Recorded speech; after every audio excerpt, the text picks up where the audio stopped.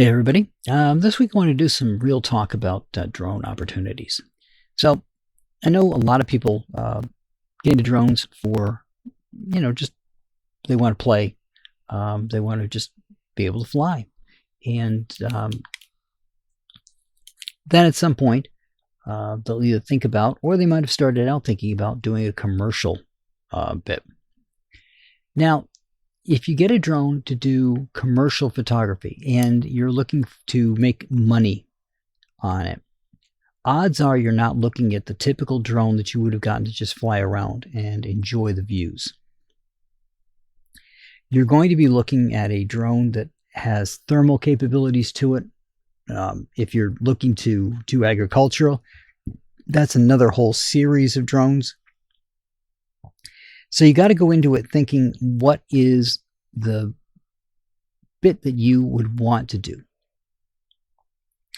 And if you're not going to do it full time, is it possible that you can schedule out these things and rent a rig, at least to get started, to do the things that you need to do? For example, if you want to do roof inspections, that is a double-edged sword, because the first thing you need to do is you need to have a visual inspection, right? That's pretty straightforward.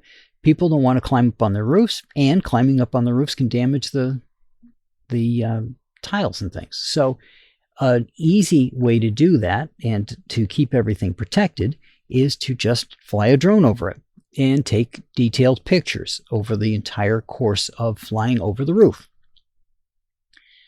But the other side to that is, what about heat loss or cooling loss, right?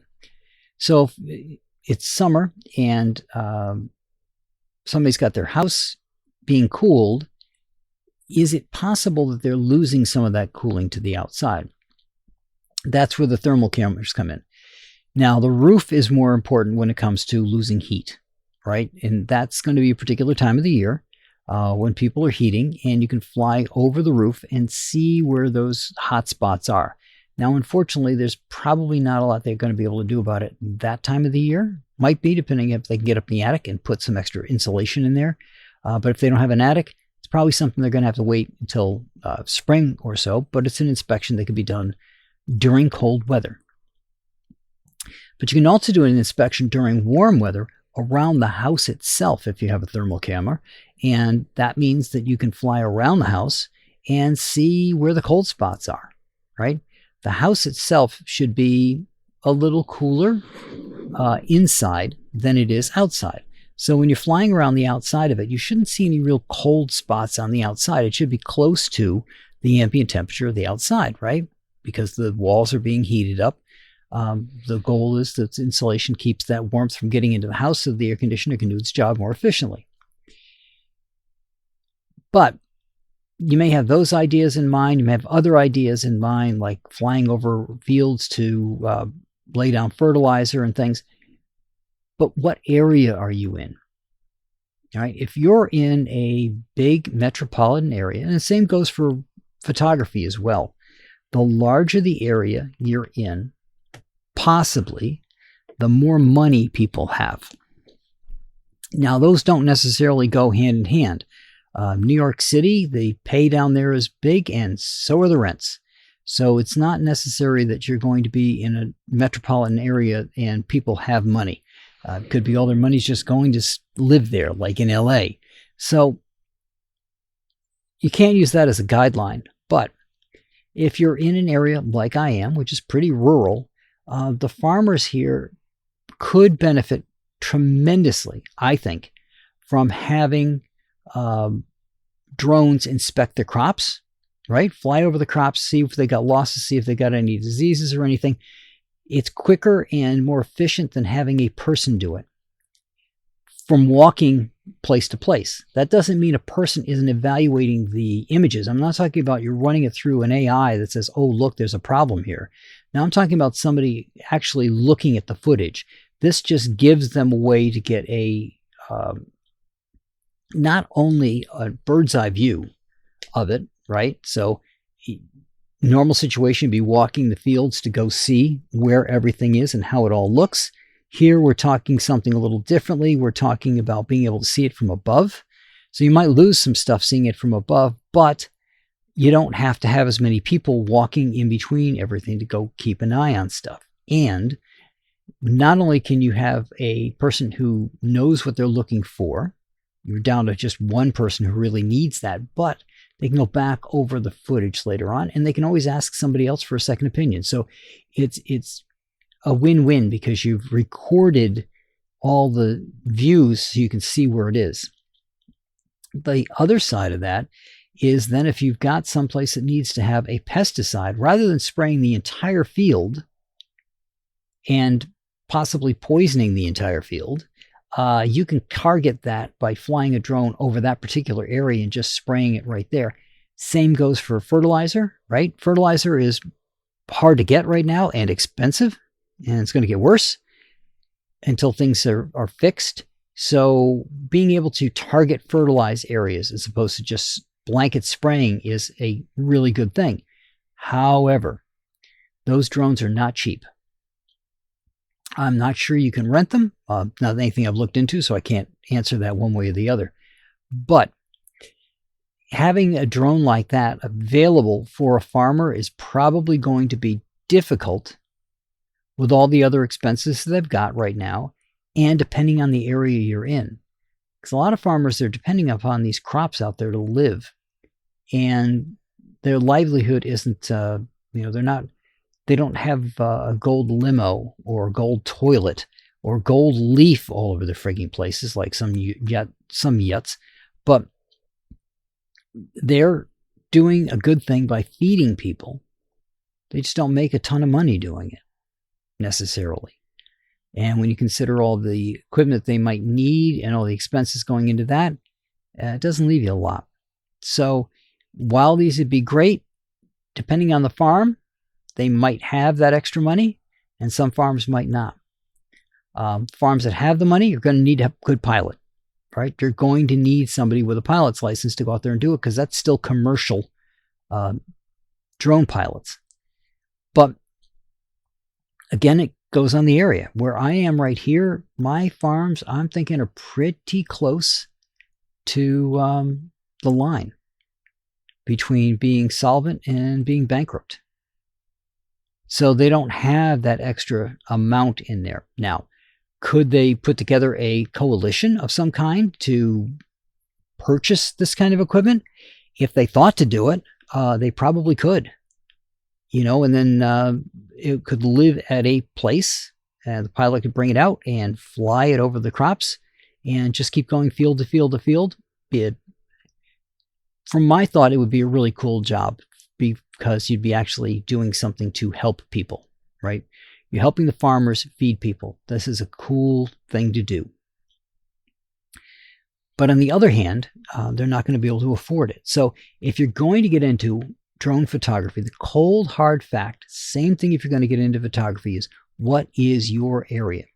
Now, there's people out there that'll say, well, people always come up with the money for things. They can, if they have a reason to. If their child is going to graduate and go off to college, they might be interested in paying for a nice, expensive package to go do that. They're not going to do it for the day-to-day. A baby being born might get them to do a package for a newborn, right? But not for the day-to-day. So if you're looking to go into photography for that, and you're in one of those areas where you might get it here and here, what's your collection going to be, right? How many of, let's say, a graduating class of high school are you going to get? So the hard truth is, when it comes to photography, whether it be drone photography or regular photography, you've got to know your area. You got to know what your client list could look like. And if you don't have a lot of people with money, then you're not going to get jobs that are going to support you, or at least not support you for very long. Let's say you're doing roof overviews. You're going to need to have somebody who knows what they're looking at, right?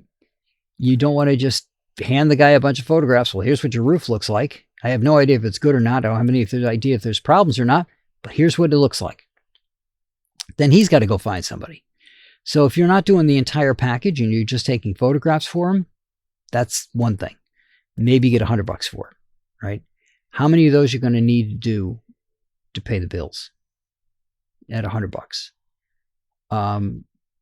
I've done one photo shoot in the hundreds of dollars range for commercial property, basically to show off the commercial property and its location. And while I was thinking more a residential type photograph with, okay, well, here's how far the store is away from here. Here's what your views look like. Nope, they were looking more at what's around it from outside the area of the building, but the building being the center point of the focus. So rather than, hey, Bob's Diner is 2 blocks down here, and if you take a look out the front street here, you can see the diner from the front of the place. They wanted it to be, okay, well, there's Bob's Diner kind of underneath you here, but there's the building in the foreground. And again, not a lot of money. You're not going to make a living doing those, especially if you're not in an area that has a lot of real estate going on. And right now, there's not a lot of real estate going on. There's buildings that are sitting abandoned that nobody wants to take up yet. And I don't think a lot of people are changing houses if you're looking at the real estate market for doing photographs inside and around a house. So you got to know what your area is going to support. And the most important thing you can do is once you get your business started, some people say put more money into the business. That's a good idea, except when you have years like this, where the expenses of everybody have gone up so high that you might not have work. So the other thing you've got to think about when you're doing this stuff is, yes, you want to put a portion of the money back into the business to get better cameras or to get better drones or to get thermal drones or better thermal cameras or whatever it is that you're going to need. But put money aside because next year might not be as great. You might have a great year this year. Everything might be working perfectly for you. And next year might be too, but next year might not be.